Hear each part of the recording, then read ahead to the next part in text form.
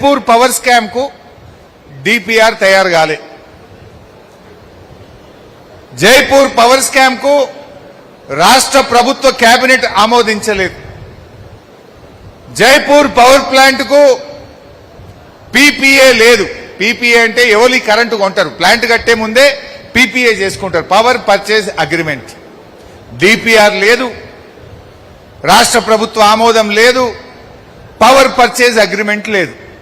టెండర్లు పిలిచిండ్రు, మొబిలైజేషన్ అడ్వాన్స్లు ఇచ్చిండ్రు, కమిషన్లు కొట్టిండ్రు. ఎవనయ్యే సొమ్ము? ఇప్పుడు నడిమిట్లకు పోయినాక ఆగిపోయింది, పైసలు వెళ్తలేవు. ఆల్రెడీ 1000-1500 కోట్లు ఖర్చు పెట్టిండ్రు. అప్పు ఉడతలేదు. బ్యాంకులు అప్పుడెప్పుడు ఇస్తాయి? నీకు పీపీఏ ఉంటేనే బ్యాంకులు అప్పులు ఇస్తాయి. ఎవరు ఈ కరెంట్ ఎవరు కొంటారు, ఏం రేటుకు కొంటారు అనేది తేలితేనే బ్యాంకులు అప్పు ఇస్తాయి. జైపూర్ పవర్ ప్లాంట్ 2 ఏళ్ల కింద స్టార్ట్ చేసిండ్రు. 2 సంవత్సరాలైనా డిపిఆర్ అప్రూవల్ లేదు, డిపిఆర్ తయారు కాలేదు, రాష్ట్ర ప్రభుత్వం ఆమోదించలేదు, పీపీఏ లేదు. టెండర్లు పిలిచిండ్రు, వాళ్ళు అనుకున్న వాళ్ళకి ఇచ్చిండ్రు. పవర్ మెక్ అని వాళ్ళు అనుకున్న వాళ్ళకి ఇచ్చిండ్రు కంపెనీకి. దాంతో ఇప్పుడు ఏమైంది? 1500 కోట్లు సింగరేణి డబ్బులు ఖర్చు పెట్టిండ్రు. ఇప్పుడు అది ఆగిపోయింది. రోజుకు 2 కోట్ల రూపాయలు నష్టం. లేట్ అవుతుంటే రోజుకు 2 కోట్లు ఇంట్రెస్ట్ డ్యూరింగ్ కన్స్ట్రక్షన్ కావచ్చు, కాస్ట్ ఎక్స్కలేషన్ వల్ల రోజుకు 2 కోట్ల రూపాయలు నష్టమవుతుంది. ఇప్పుడు ఏడాది నుంచి అది ఆల్మోస్ట్ ఆగిపోయింది. దాదాపు సంవత్సరానికి 700-800 కోట్లు నష్టం జరుగుతా ఉంది సింగరేణికి. ఇప్పటికే 1000-1500 కోట్లు ఖర్చు పెట్టిండ్రు. దానికి పీపీఏ లేదు, అగ్రిమెంట్ లేదు. ఎలా స్టార్ట్ చేసిండ్రు అంటే కమిషన్ల కోసం ధనార్దన్ పిలిచిండ్రు, వాళ్ళ మనుషులకు అప్పచెప్పిండ్రు, బిల్లులు ఇచ్చిండ్రు, మొబిలైజేషన్ అడ్వాన్స్ ఇచ్చిండ్రు, పైసల్లా పట్టిండ్రు. ఇప్పుడు నడిమిట్లో పోయి ఆగింది. ఇందులో ఇంకా వెరీ ఇంట్రెస్టింగ్ పాయింట్ మంచిగానండి. రాష్ట్రం తెలంగాణ గవర్నమెంట్ ఒప్పుకోలే, పీపీఏ లేదు, పోయినరు రాజస్థాన్ గవర్నమెంట్ తో జాయింట్ వెంచర్ చేసిండ్రు. రాజస్థాన్ లో ఉండే ప్రభుత్వంతో 76 సింగరేణి, 24 రాజస్థాన్ గవర్నమెంట్. 24% రాజస్థాన్ గవర్నమెంట్ సింగరేణిలో ఈ జైపూర్ పవర్ ప్లాంట్ 800 మెగావాట్స్ లో జాయింట్ వెంచర్ అని అగ్రిమెంట్ చేసింది. భట్టి గారు పోయిండు, రాజస్థాన్ ముఖ్యమంత్రితో ఫోటో దిగిండు, నేనేందో గొప్ప పని చేసినా అని వచ్చిండు. అసలు ఇదేంద్రబాయ్ అని నేను లోపలికి పోయినా. లోపలికి పోతే గమ్మత్ ఏంటంటే రాజస్థాన్ గవర్నమెంట్ 24% పైసలు పెట్టదట, ఈ పవర్ ప్లాంట్ కట్టడానికి పైసలు పెట్టదట. తెలంగాణకు పాకిస్తాన్ బార్డర్ల జైసల్మీర్ జిల్లాల 1400 మెగావాట్ల సోలార్ పవర్ ప్లాంట్ పెట్టడానికి ఫ్రీగా జాగిస్తారట. సింగరేణికి జైసల్మీర్ల పాకిస్తాన్ బార్డర్ల జాగేందుకు, గాడ మనం సోలార్ పవర్ ప్లాంట్ ఎందుకు? పెట్టిన సోలార్ పవర్ ప్లాంట్లకే దిక్కు లేదు.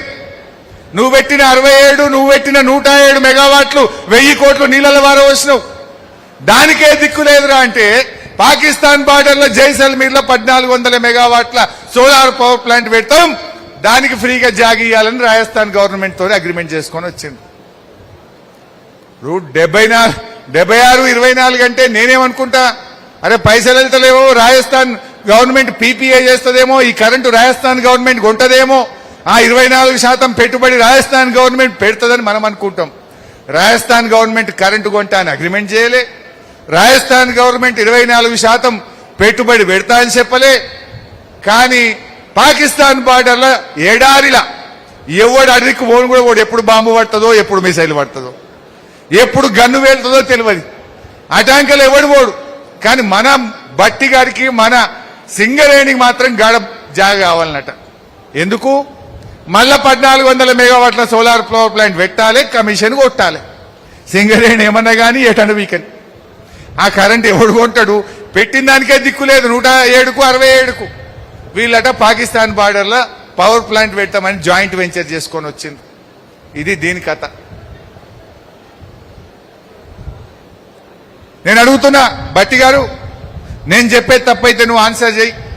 రమ్మంటావా? 7కి రమ్మంటే గడికి వస్తా, నీ ప్రగతి భవన్ కు రమ్మంటే కూడా వస్తా. నువ్వు జైపూర్ పవర్ ప్లాంట్ కు రాజస్థాన్ తో అగ్రిమెంట్ చేసినావా, చేయలేదా? పాకిస్తాన్ బార్డర్ల జైసల్మీర్ జిల్లాలో జాగ తీసుకుంటాను రాసుకున్నవా లేదా? నేను కార్మికుల పక్షాన్ని అడుగుతున్న సమాధానం చెప్పు అని చెప్పిన ఈ రోజు నేను నిలదీస్తా ఉన్నా.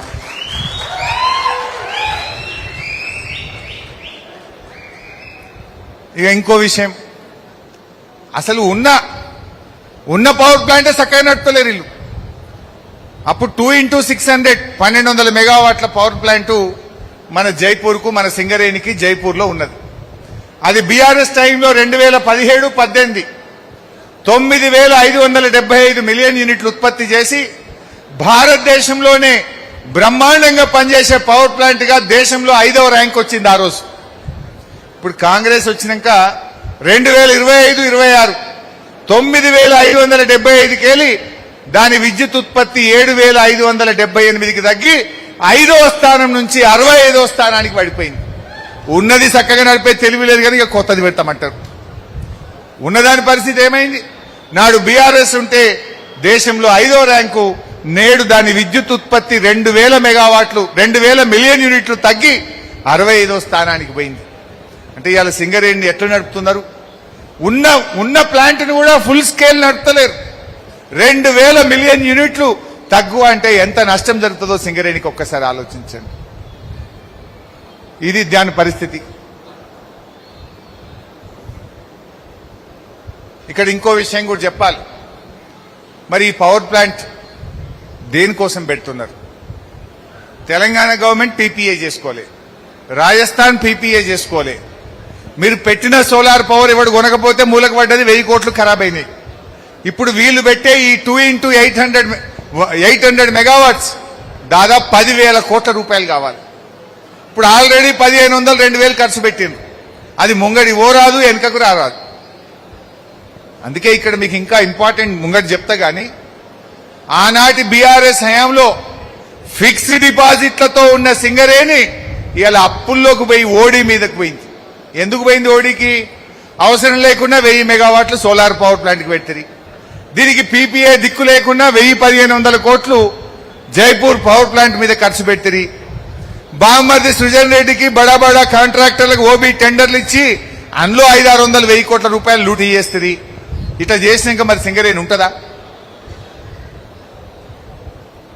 ఇక ఈ బొగ్గు కుంభకోణం అసలు ఏంది? బొగ్గు కుంభకోణం ఏమైంది? 40 లక్షల టన్నుల బొగ్గు ఎందుకు మాయమైంది? ఎటుపోయింది బొగ్గు? నిజంగా బొగ్గు ఉన్నదే నిజమైతే మేము RG2కు చూడ్డానికి పోతే మమ్మల్ని ఎందుకు ఆగబట్టిండ్రు?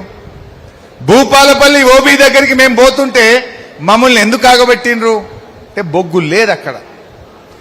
అసలు విషయం మీకు చెప్తా. ఇవాళ మొన్న కొత్తగూడెంలో కూడా చెప్పినా, ఇవాళ మీకు మంచిర్యాలలో కూడా చెప్తా.